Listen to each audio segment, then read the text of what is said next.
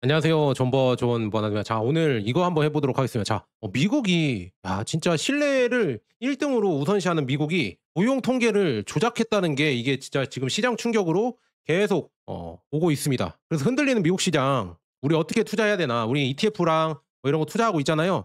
그래서 지금 요즘 보면요. 트럼프가 대통령이 되고 나서 계속 흔들립니다. 시장이 흔들리고 투자자들의 마음은 이쪽 저쪽 갈 대로 힘들어지잖아요. 흔들리고 있잖아요. 그래서 그런 거에 대해서 제가 어떻게 해야 되는지 그런 여러분들에게 한번 솔루션 같은 거 얘기해 드리고요. 그다음에 금리 인하 가능성은 어떻게 되는지, 그다음에 스태그플레이션, 경기 침체, 그다음에 고용 감소 뭐 이런 거에 대해서 한번 그냥 제 생각 얘기해 드리고 해석을 한번 해 보도록 하겠고요. 결국에는 미국 주식도 있겠고 그다음에 다른 주식들도 있겠지만 이렇게 흔들리는 시장에는 결국에는 금이 최고의 투자 아닌가 저는 그렇게 조금 보고 있으면서 금에 대해서도 또 얘기를 해 드릴게요. 자, 계속 가 보도록 하겠습니다. 지금 미국에서요. 지금 보시면은요.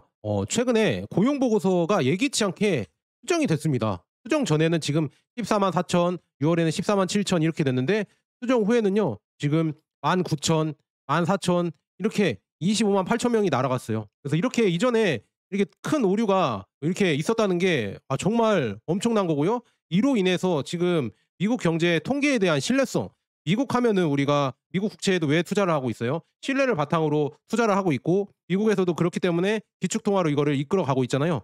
그런데 지금 미국 고용노동부가 발표한 이런 고용 수치가 잘못됐다는 거에 지금 시장이 엄청나게 충격을 받고 있습니다. 저도 지금 충격이거든요. 그래서 지금 보면은요. 고용 수치 이거 따지면은 증가치만 보면은요. 14만이 아니라 19,000이 됐고 6월 달에는 14,000이 됐습니다. 그다음에 7월 하면은 73,000이 됐는데 이것도 솔직히 모르죠. 왜냐 6월, 5월 이게 이 고용 노동치가 이렇게 된다고 하는데 7월치는 뭐 수정치가 반영이 돼서 뭐 이렇게 됐다고 하지만 결국에 세 개를 더해 보면은 결국에는 평균 한 3만 명, 3만 명 정도밖에 고용이 된 게 아니에요. 월 3 개월 동안. 그럼 이렇게 된다고 하면은 결국에 보면은 '야 이거 경기 침체 아닌가.' 이렇게 예상이 되고 있고 그전까지는 몰랐죠. 이게 고용치를 계속 이렇게 발표를 하니까 그전까지는 좋은 줄 알았습니다. 사람들이 좋은 줄 알았는데 이게 수정이 돼서 발표가 돼 버리니까 갑자기 확 줄어들었습니다. 그런데 더 문제는 뭐냐면요. 이 일자리 증가가 계속 줄어들고 있다는 얘기죠. 그러니까 통계 조작했던 지금 5 월, 6 월을 떠나서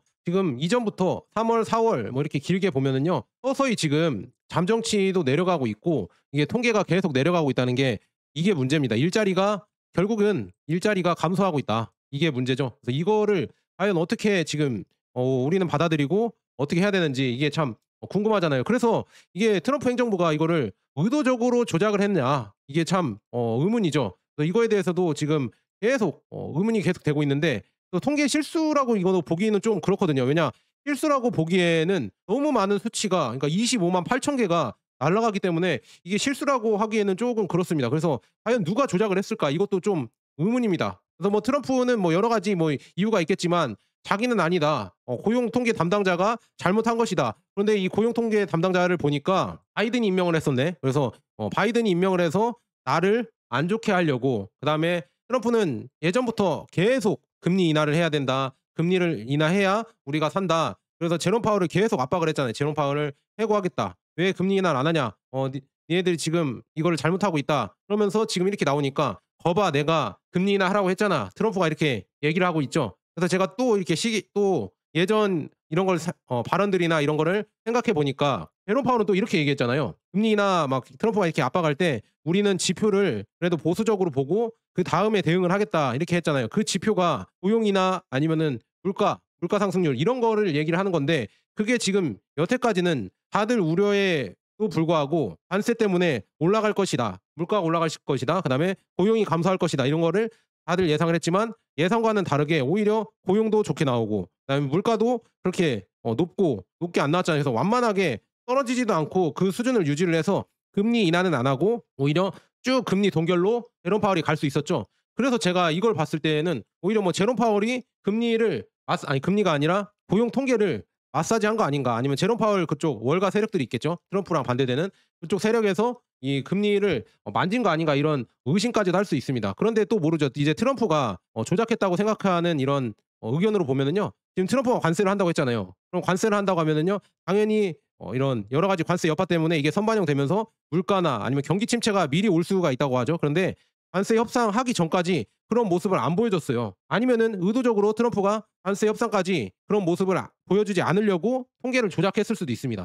그렇게도 생각해 볼 수가 있거든요. 왜냐하면 요즘 관세 협상을 하는 거 보면요, 우리나라가 못했니 잘했니, 일본이 잘했니 못했니 이게 중요한 게 아니라 일본도 그렇고 한국도 그렇고 뭐 유럽 연합도 그렇고 이제는 미국한테 그렇게 쩔쩔매지 않는 것 같아요. 미국한테 이렇게 쩔쩔매지 않고 나름의 이런 근거를 가지고, 그다음에 관세도 지금 보면은 그렇게 많이 맞는 것도 아니죠. 15% 맞았잖아요. 미국도 그렇고, 그다음에 미국이 아니라 한국도 그렇고 일본도 그렇고 EU도 관세에 대해서 미국이 생각했던 것보다는 뭐 이렇게 급하게 생각하지도 않고, 그다음에 미국이 갑일 줄 알았는데 엄청 갑의 입장도 아니었습니다. 그래서 이런 것 때문에 미국이 점점 더 이 시간이 없다고 해야 되나? 아니면 좀 급해진다고 해야 되나? 이런 걸 저는 조금 느낄 수 있었거든요. 그러면서 이제는 미국 반대되는 반미 연합이 점점 생기고 있잖아요. 그래서 우리나라나 아니면 일본이나 중국이 뭉쳐서 뭐 이렇게 태평양 아니 아시아 쪽 이거를 해보자. 그래서 이런 연합도 만들어 보자. 이런 움직임도 일어났었고, 그다음에 중국이랑은 지금 관세 협상을 지금 안 하고 있잖아요. 그래서 그런 거 봤을 때 관세에서 유리한 영향을, 그러니까 유리한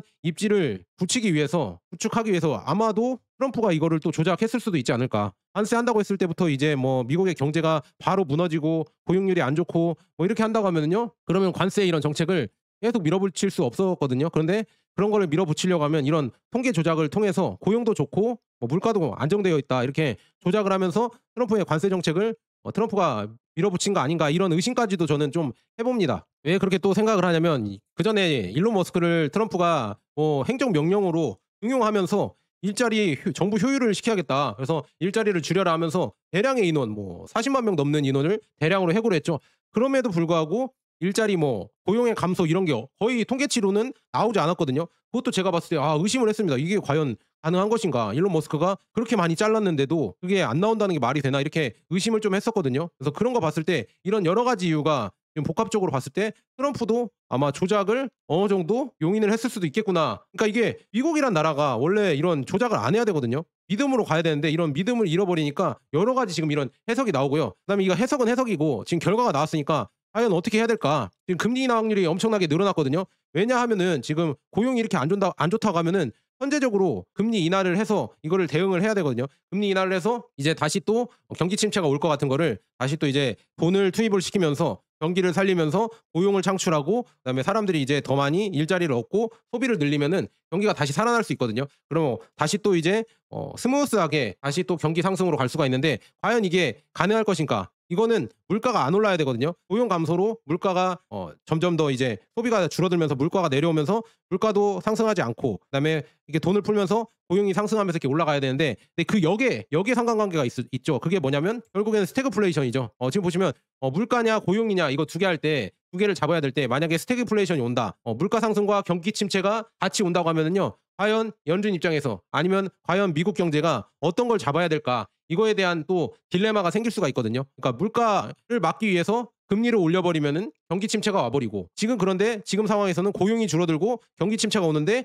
또 물가도 관세 때문에 올라갈 것 같거든요. 그러니까 이 여러 가지 지금 복잡한 상황 때문에 진짜 예측하기가 힘듭니다. 근데 트럼프 입장에서는 금리 인하를 하자고 했잖아요. 그런데 금리 인하를 한다고 하면요, 관세 또 이제 8월 7일부터 관세가 이제 시행이 되는데 물가 상승을 오히려 더 가중시킬 수가 있습니다. 고용은 늘릴 수가 있어도 물가 상승은 가중시킬 수가 있거든요. 그게 참 저는 걱정입니다. 그래서 어떤 게 지금 벌어질지는 일단은 지켜봐야 되는데 이런 위험성이 있습니다. 미국 입장에서는 과연 경기 침체로 가는 거냐, 아니면 금리 인하로 다시 또 경기가 살아나는 거냐, 금리 인하로 그리고 이런 위기에서 다시 또 벗어날 수 있는 거냐, 이런 여러 가지 지금 상황이 있는데, 진짜 저는 지금 금리 인하를 해도 그렇게 시장이 좋아지지 않을 것 같아요. 왜 그러냐면 이제 지금 트럼프 관세 때문에 이제 물건 값이, 수입 물가가 올라갈 거라고 다들 예상을 하고 있잖아요. 그래서 지금 트럼프 관세로 인해서 월마트 가격이 25에서 40% 상승했다고 합니다. 누가 이렇게 영상 틱톡으로 올려놨거든요. 이 가격택에서 이 가격을 지웠습니다. 안 나오게 이렇게 붙였죠. 이런 스티커를 붙여서 가격이 안 나오게 하고 25%에서 40% 관세 때문에 이 가격이 오른 가격으로 다시 정정을 해놨다고 하거든요. 이게 참 걱정입니다. 이러면 다 소비자들에게 전가가 되고 그게 다 물가로 반영되기 때문에 과연 금리 인하를 할 수가 있을까 참 걱정입니다. 그렇다고 하면은 경기 침체를 용인하더라도 물가를 잡겠다 그렇게 해버리면 예전에 폴 볼커처럼 금리를 대폭으로 올릴 수가 있겠죠. 그러면은 뭐 주시장은 엄청난 고통을 겪어야겠죠. 그래서 이거를 여러분들 잘 생각해 보셔라 이렇게 말씀드립니다. 이런 위기의 기로에 서 있습니다. 갑자기 이 고용을 트럼프 정부에서 속여 버려서 지금 다들 시장 왜곡이 발생을 했고, 이 고용 통계 조작 때문에 금리 인하 가능성이 커지고 있긴 하지만 금리 인하를 한다 한들 이게 물가가 잡힐 것인가 아니면은 경기가 좋아질 것인가, 이거는 참 너무 걱정입니다. 그래서 이거를 예측할 수가 없다 이렇게 말씀드리고, 여러분들은 그래서 조심히 이제는 뭐 세배 레버리지를 막 올인을 해서 투자를 해야 된다 이런 거는 좀 자제해 주셨으면 좋겠고요. 그래서 지금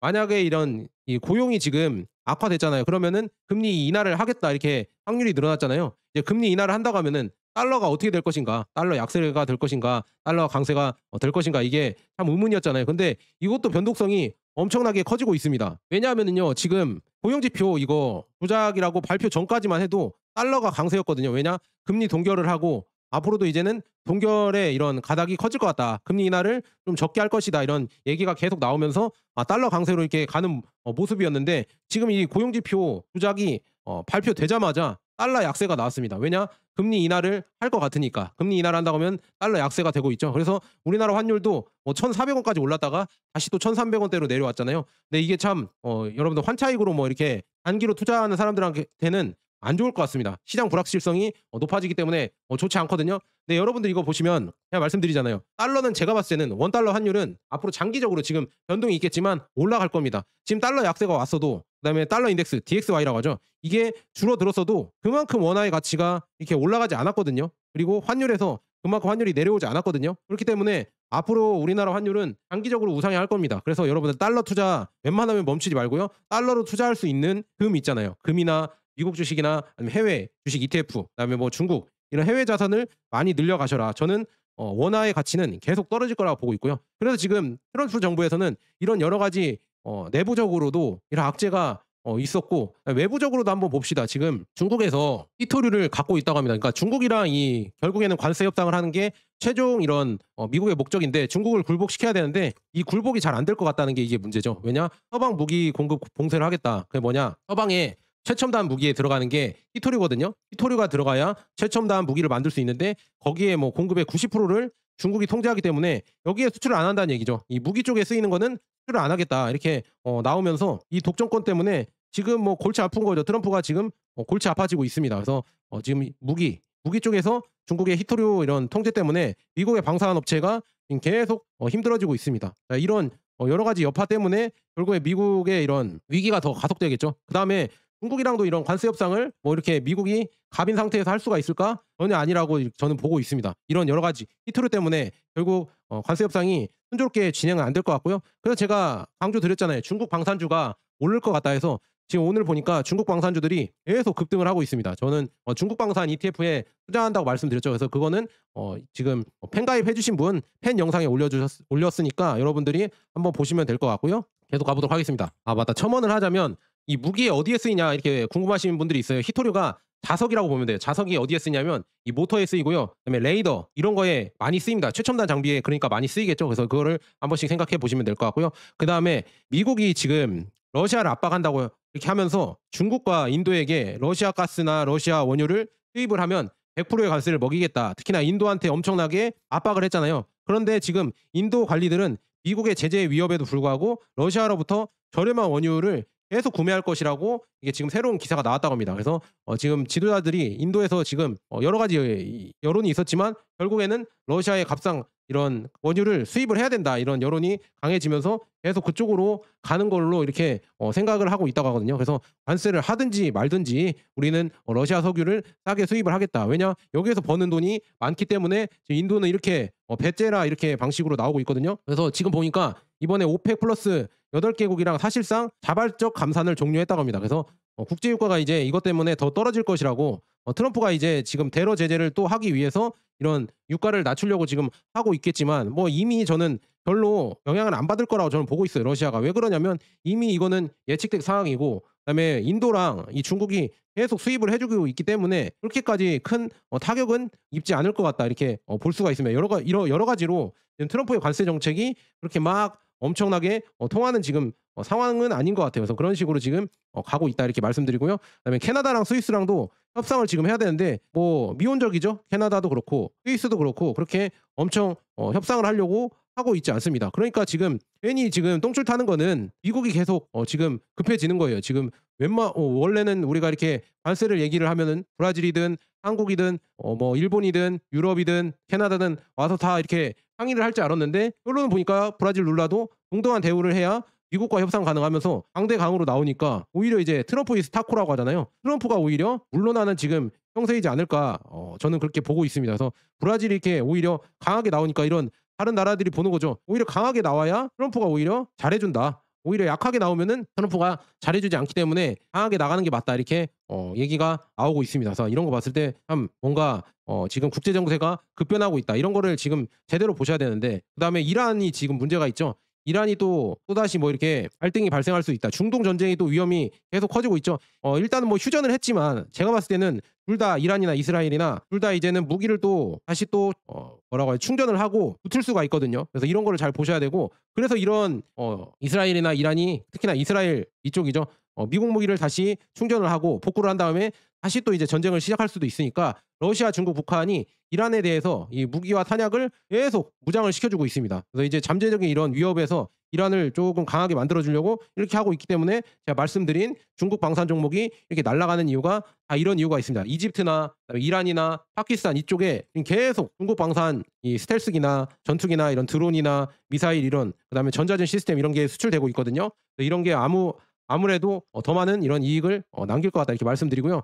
그다음에 이란, 파키스탄 이런 주요 성명으로 이제는 해상 운송보다 빠르게 이제 점점 철도를 연결을 하고 있다고 합니다. 철도가 연결되면서 이란을 통해서 유럽과 러시아로 이제는 뭐 이란산 가스가 들어갈 수도 있고 석유가 들어갈 수도 있고 여러 가지 거래를 할 수가 있다. 그래서 이란이 진짜 중요한 지역입니다. 그래서 지금 미국도 여기를 차지하려고 하는 거고 이 지정학적으로 요즘 중요한 곳들 이란, 터키 그다음에 뭐 중앙아시아 이쪽들이 정말 이제 중요해지고 있습니다. 그래서 이쪽에서 이제 중국의 1대1로가 가동이 되면서 커지고 있고 그다음에 이제 이란, 터키, 중앙아시아 지금 상하이 협력 기구에서 이 중앙아시아 5개국이랑 만나서 지금 중국이 여러 이런저런 얘기를 했었잖아요. 여기가 이제는 점점 더 중요해지니까 그래요. 이 무역 이런 이쪽이나 철도 무역이 점점 중요해지면서 에너지나 자원 이런 게 다 유통이 될 수 있게 미국 견제를 넘어서 이렇게 할 수 있게 서로 이제 경제 블록이 되고 있습니다. 그래서 미국 이제 반서방파라고 하죠. 반서방파 이런 연맹들이 점점 더 이제 지역적으로 붙어가고 있습니다. 그래서 바로 옆에 있기 때문에 점점 더 협력을 하면서 미국 관세에 맞서겠죠. 그래서 이런 여러 가지 지금 상황이 나오고 있고요. 그다음에 지금 뭐 중국은 인도를 견제하기 위해서 인도는 좀 애매하잖아요. 반서방파도 아니고 그렇다고 브릭스파도 아닌 약간 가운데서 자기가 무슨 이런 게임 체인저 이런 거를 하고 싶어 하는데 그 깜냥이 안 되는 것 같은데 계속 그렇게 나대니까 중국 입장에서는 지금 인도에 대해서 약간 압박책을 쓰고 있습니다. 그래서 인도 이 국가 앞에 세계 최대의 댐을 건설하고 이 지역에서 지금 엄청난 발전을 시작해서 주변 지역들을 전기를 주면서 포섭한다고 나와 있거든요. 그리고 인도에 대한 이런 압박을 하기 위해서 이렇게 하고 있고 그다음에 중국 입장에서는 인도에 대한 압박도 하고 주변국들에게 자원이나 아니면은 에너지를 주면서 이런 여러 가지 이런 주변국들의 믿음을 얻을 수가 있고 그다음에 이제 중국에서 낙후된 이 티베트나 아니면은 위구르 이쪽이죠. 서쪽 지역을 이제는 더 많이 발전시킬 수 있다. 서장 지역을 많이 발전을 시키려고 지금 하고 있다. 그걸 왜 하려고 하냐? 결국에는 이 서장 지역에서 넘어가는 게 우즈베키스탄, 뭐 파키스탄 이런 스탄 국가들 넘어간 다음에 그다음에 이란과 터키로 지나서 유럽으로 가는 겁니다. 이 1대1로의 연장선에 있기 때문에